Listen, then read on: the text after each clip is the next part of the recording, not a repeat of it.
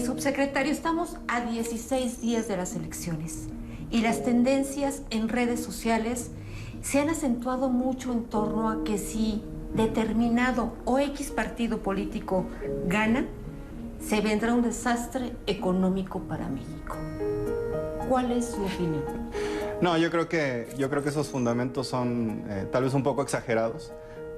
Más bien yo pondría el contexto del movimiento de algunas variables económicas efectivamente durante las, digamos, periodos de elecciones se genera algún tipo de volatilidad en los mercados, pero no vamos a observar las volatilidades, por ejemplo, que tuvimos durante la pandemia el año pasado. Si se acuerdan, por ejemplo, el tipo de cambio había cerrado el 2019 en 18.8 pesos por dólar y en el peor punto de la crisis, en marzo del 2020, el tipo de cambio alcanzó casi 25.5 pesos por dólar.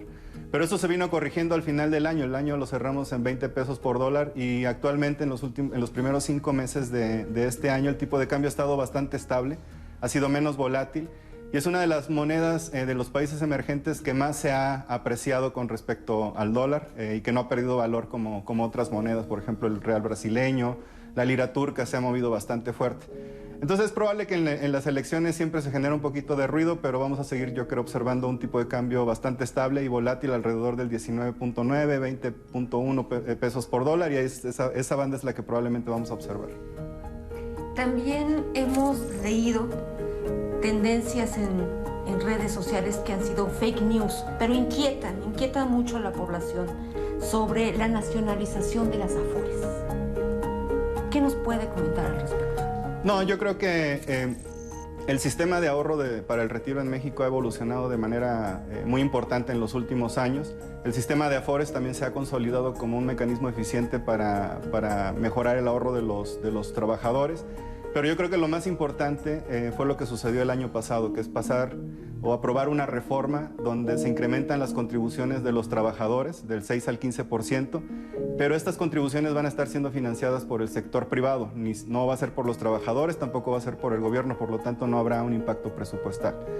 También lo importante de esta reforma es que los ahorros en el sistema se van a incrementar, dependiendo del año en la que lo midamos, pero van a pasar del 16% del PIB a casi el 40% del PIB en 10 años.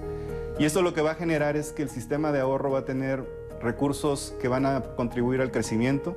Actualmente ya las Afores tienen regímenes de inversión donde invierten los recursos en activos de muy bajo riesgo y que están vinculados al crecimiento del país. Entonces este es un rol que ya tienen y yo creo que el sistema está funcionando muy bien en ese sentido y desde la Secretaría de Hacienda participamos muy activamente en la reforma que se pasó el año pasado y creo que hacia adelante más bien habría que discutir cuál es la mejor forma en la que el sistema actual puede contribuir al crecimiento. Ya lo está haciendo, pero creemos que puede hacerlo todavía más y sobre todo enfocarse más a conservar el valor de las inversiones que tiene de los ahorros de los trabajadores. Y eso es un trabajo que hemos venido haciendo con la CONSAR y también de la mano del gremio. Por lo tanto, yo creo que una iniciativa de esa naturaleza no es necesaria en este momento. Y nunca, tal vez. Queda claro. No se nacionalizarán las Afores, las personas, los trabajadores pueden estar tranquilos ante estas noticias falsas. No, totalmente. Esa no creo que sea una solución.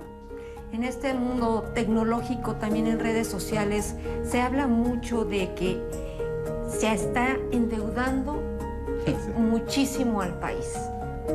Cuando hay organismos internacionales que nos reconocen precisamente que ha sido un buen manejo de las finanzas públicas. ¿Qué nos puede explicar al respecto? Sí, yo creo que siempre la deuda es un tema, y sobre todo la deuda de un país es un tema complicado de abordar. Si tomamos, por ejemplo, en cuenta que en los últimos meses, en las últimas semanas, de hecho, las agencias calificadoras más importantes del mundo han ratificado la calificación del país, de México. ¿Esto qué significa? Usualmente lo más importante para ellos es la capacidad de repago de la deuda que tiene un país con sus obligaciones hacia los inversionistas. De tal manera que la ratificación de la calificación que ha tenido México en las últimas semanas lo compara muy favorablemente con otros países que sí han incrementado su deuda. Entonces, para tratar de responder tu pregunta, porque usualmente es muy complicado, la sostenibilidad de la deuda la vemos como porcentaje del PIB, ¿no? La deuda como porcentaje del PIB el año pasado cerró en 52% del PIB. Hace un año antes había cerrado en 44%. Entonces se incrementó eso, pero porque el PIB se cayó por la pandemia, y parte de esa deuda es deuda externa que está evaluada en dólares o en euros. Con los movimientos de tipo de cambio que vimos, ese pedazo de la deuda se revaluó en pesos más alto, de tal manera que se incrementa por un efecto de evaluación. Pero lo importante es que los techos de endeudamiento netos que se aprueban cada año, los aprueba el Congreso, se establecen en el presupuesto, en la ley de ingresos, y no podemos emitir más, no se ha estado tomando más deuda de lo que se aprobó, y al contrario, lo que estamos haciendo es tratar de mantenerla estable o reduciéndose como porcentaje del PIB hacia los siguientes años, y eso ya lo estamos observando al día de hoy. En el primer trimestre de este año la deuda se redujo a 49% del Producto Interno Bruto. Esto representa, subsecretario, que hay confianza en los mercados de deuda internacional, en el manejo de las finanzas públicas del país. Creo que hay confianza de los inversionistas, las calificadoras han ratificado sus calificaciones. Hay algunos otros países que no ha sucedido el caso, no quisiera dar nombres, pero precisamente porque nosotros no nos endeudamos en el 2020, actualmente no tenemos necesidad de corregir desequilibrios de finanzas públicas como otros países sí, que ya han afectado su calificación crediticia. Nosotros no estamos en ese punto.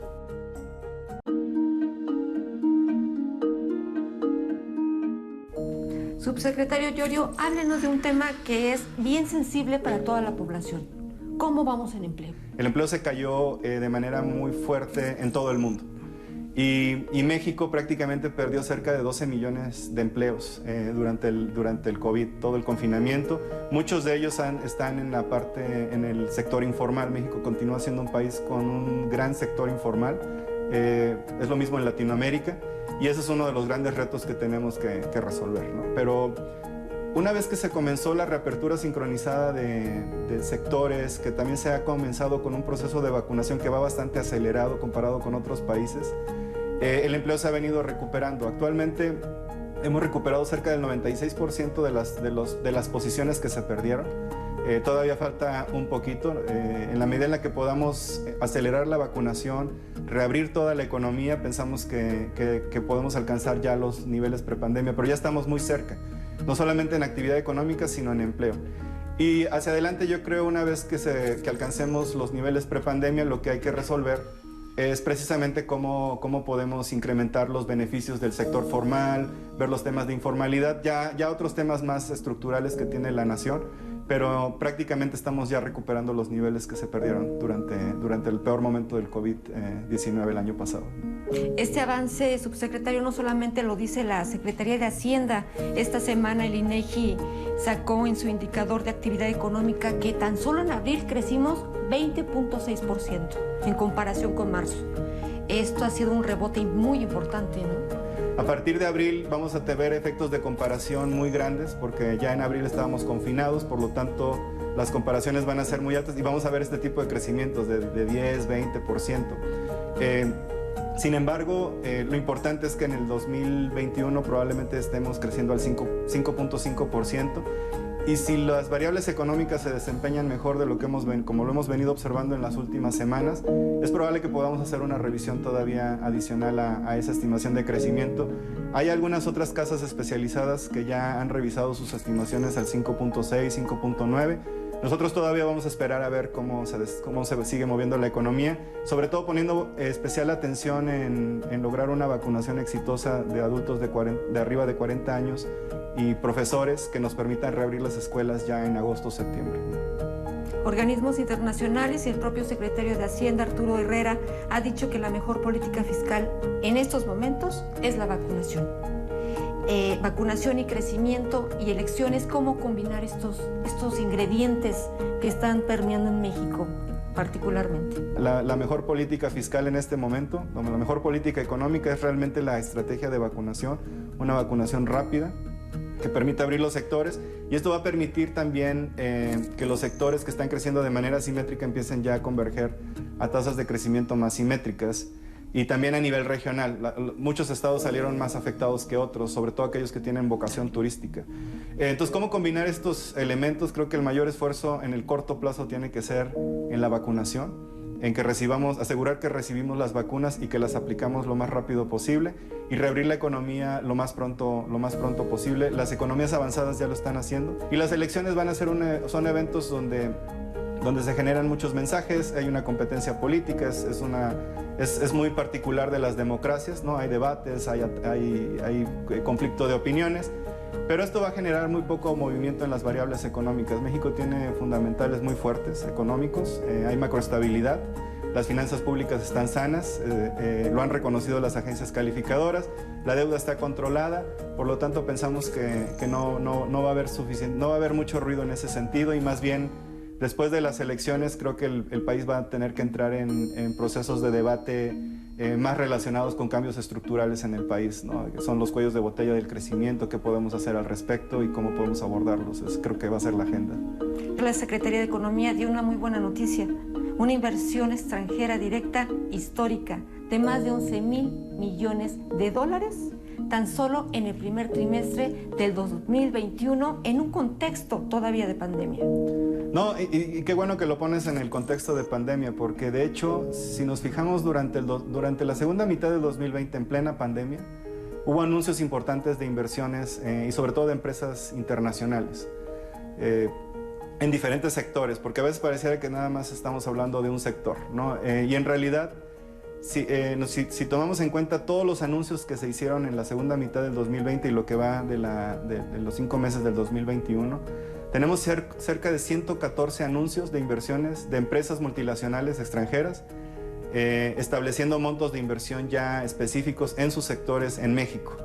Estamos viendo en construcción, en minería, en economía digital, lo estamos viendo también en el sector energético, y esos anuncios suman cerca de 35 billones de dólares. Y eso prácticamente, si lo ponemos en contexto, durante un año se generaron compromisos de empresas extranjeras por cerca de 35 billones de dólares en el país. Entonces, la información que se ha dado a conocer últimamente está en línea con eso. La inversión se ha venido recuperando en los últimos meses e inclusive probablemente a partir de estos momentos en los que algunos países emergentes han entrado en ciertas presiones cambiarias o de finanzas públicas, México sale mejor parado en ese sentido. Creo que México va a ser un país con muchísimo mejor atractivo que comparado con otros pares en la región. Entonces creo que la inversión se ha comenzado a reactivar y la prueba son estos anuncios que han hecho las empresas. Prácticamente ya están poniendo el dinero en el país. Una última pregunta, subsecretario.